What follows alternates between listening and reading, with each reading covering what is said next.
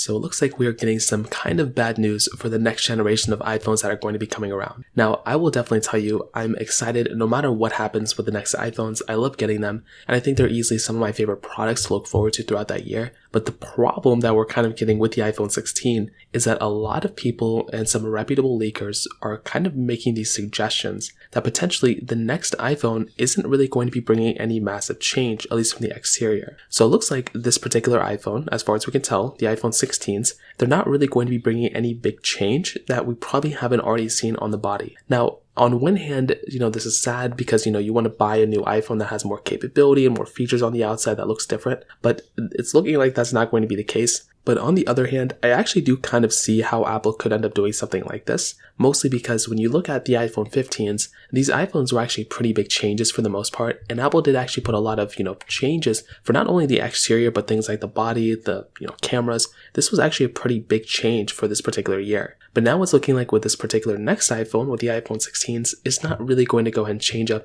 at least on the body. So that's one particular standpoint of it.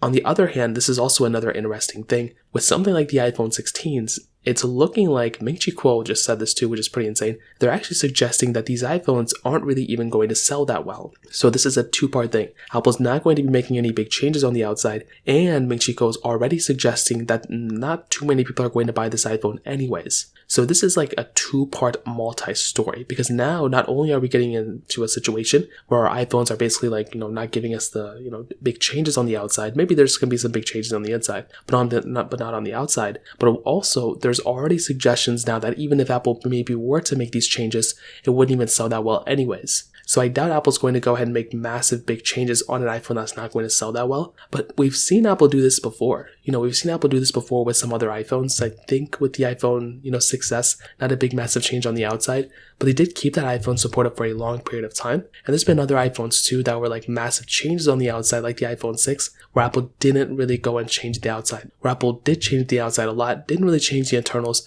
and then ended off that iPhone the same time as the iPhone 5S or the predecessor of that phone. So I think a great way to kind of think about this phone is more like an S series of device. And I actually think that's probably the way Apple's going to go about doing this particular year of updates, is it's pretty much going to be an S series more than anything else. So that pretty much covers it up there. If you have any other thoughts or questions, please let me know in the comment section below. Hit the like button, that would mean so much, but definitely hit that subscribe button. More importantly than everything else, I love every single one of you guys.